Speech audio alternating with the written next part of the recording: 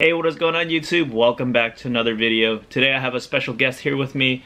This is my little burb, my cockatiel Newton. I inherited her about a year and a half ago, and she's a little cute little burb.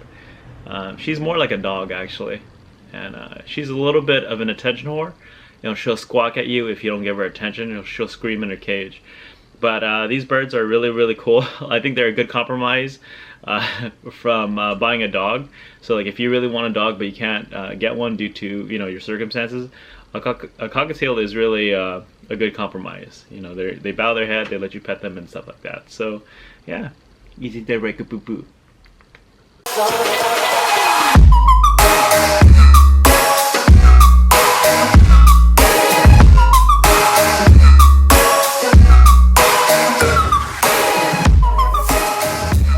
Today I want to talk to you about the Subaru WRX ownership. So expectation versus reality.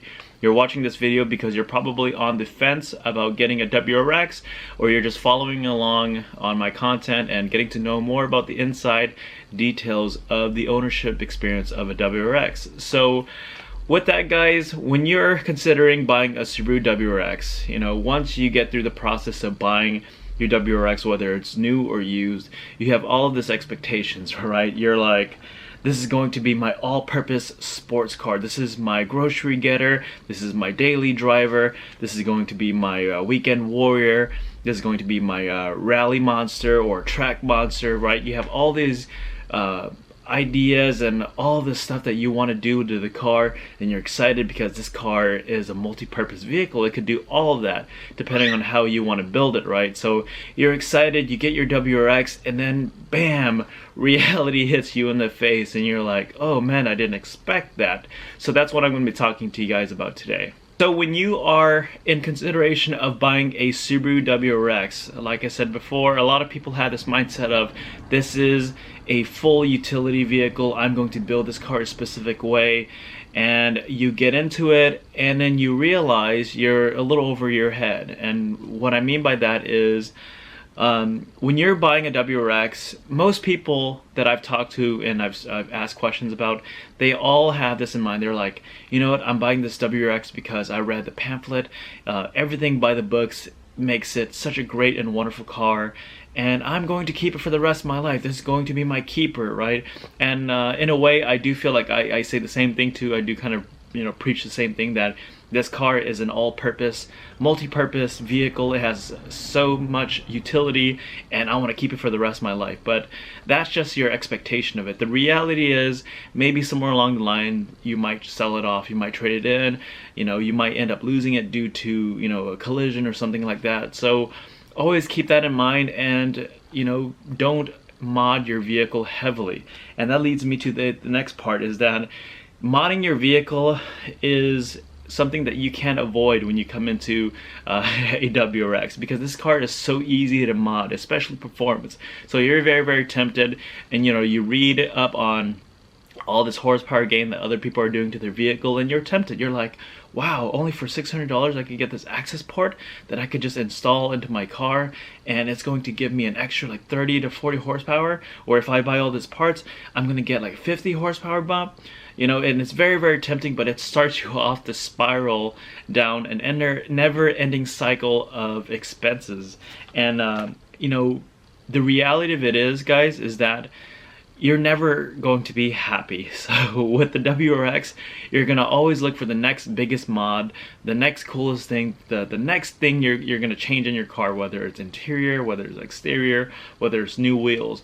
Oh, and with that, once you buy your WRX, the first thing you're going to be very tempted to buy are brand new wheels. And coming into this community, I've noticed that for the most part, a lot of the parts that are available to WRXs, especially in the aftermarket, are very expensive. And I know there's a bit of a markup, and I get that there's quality versus quantity products and stuff. However, for the run-of-the-mill, the normal folks like us, it's a little daunting. You're like, $2,000 for good or decent, remotely decent, good quality rims?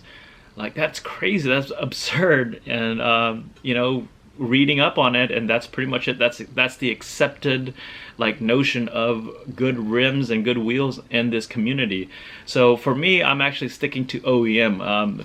3-4 months down the line, I'm gonna save up a little bit, and I'm gonna go right to the dealership and get myself original from the factory black STI rims. So I hope to do a video of that in the near future. I like to keep my car strictly OEM, everything from the factory. That way I don't have to deal with any issues in the case of, you know, insurance, right?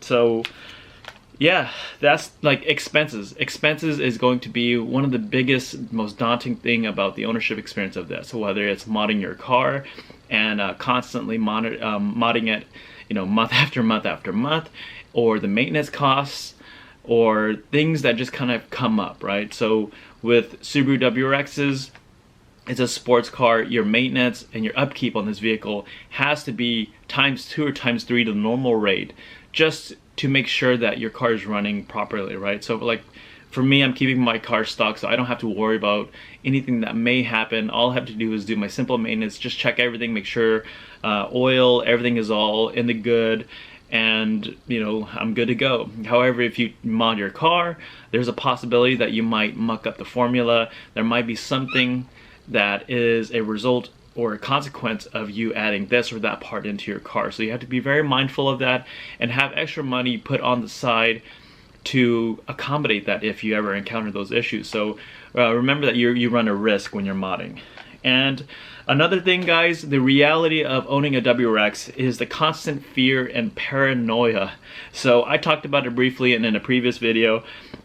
You're going to live with constant fear and paranoia of theft. Theft is number one, of someone possibly stealing your car and stripping it, and you're going to see it.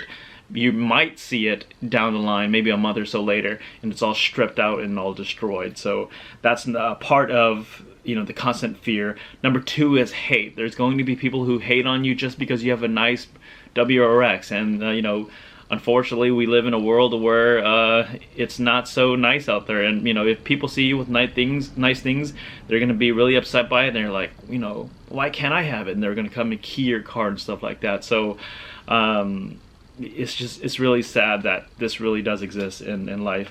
The third thing is attention. I talked about it before. You're going to get attention from people and from cops. So remember that this car is highly ticketed. So be very, very careful and mindful of how you go about driving this car. You know, I know that it's very difficult to not drive this car spiritedly, but you know, be mindful, because you're going to draw a lot of attention on yourself.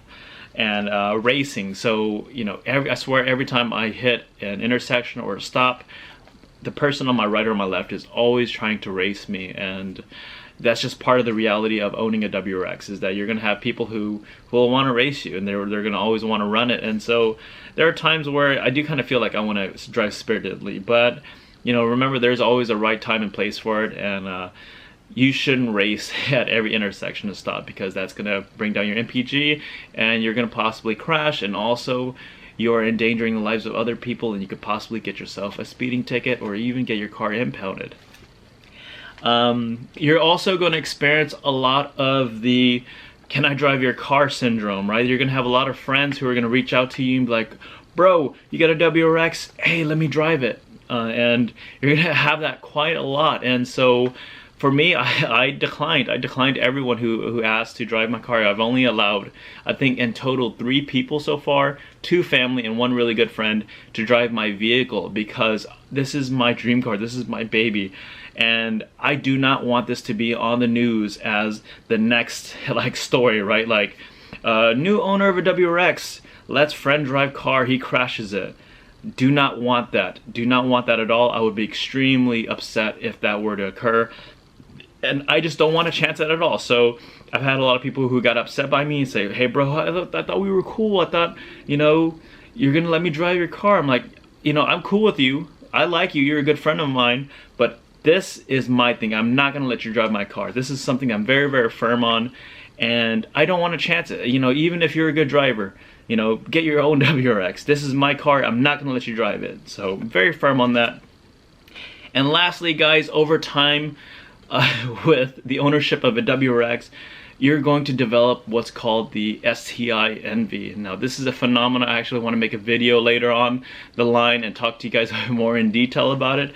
But essentially guys, STI Envy is when you start envying a Subaru WRX STI, the flagship platform of Subaru. So you see that beautiful STI emblem and you start looking at all the STI branded products, all of the performance products, and you start wanting it more and more, and you start wanting to throw STI parts on your car, and eventually everything's all STI'd out. You get a spoiler, you do a trunk swap and everything like that, and then you're like, okay, this is the closest I can get to a WRX STI, and then you get labeled a poser, and a lot of hate is placed on you for being a ricer and stuff, and eventually you sell your car off because you can't deal with the hatred anymore, and you end up getting yourself a real WRX STI that's very, very costly and expensive and well beyond your means. So I've seen a lot of WRX owners do that, to where they buy their WRX with good intentions, and then they end up modding it and breaking the car and destroying it and trading it off or selling it,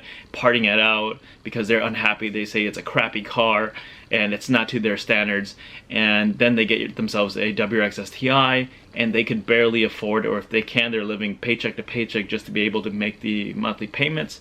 So that's the reality of it. Be very, very careful. Be careful that when you come into a WRX, you know, there's a lot of the fear, the constant fear and the paranoia associated with it, and you know, be ready to combat that. Be mindful of that, and just have that in the back of your mind at all times. You know, take care of your expenses. Make sure that you are an adult, that you have a plush fund of money available in case any type of accidents were to occur, not just for your car but in life, right? Always be prepared, and you know, you don't want to be in the negatives. You always want to be in the positive. So stay positive and have your money flowing, have it readily available in case any emergencies happen to your car, and you know, do your best not to mod your car, or if you do mod it lightly, because that'll eventually lead you to the STI Envy, and you're going to end up getting STI parts. And like I said, it's a never-ending cycle of modding. So I hope you guys like this video. Just another perspective of mine, you know, that I'd like to share with you guys as someone who's been wanting this car for such a long time, and just sharing with you guys the ins and outs of it. So hope you guys like this video. If you do, please give it a thumbs up, like, share, subscribe, and I will see you guys in the next video. Subscribe.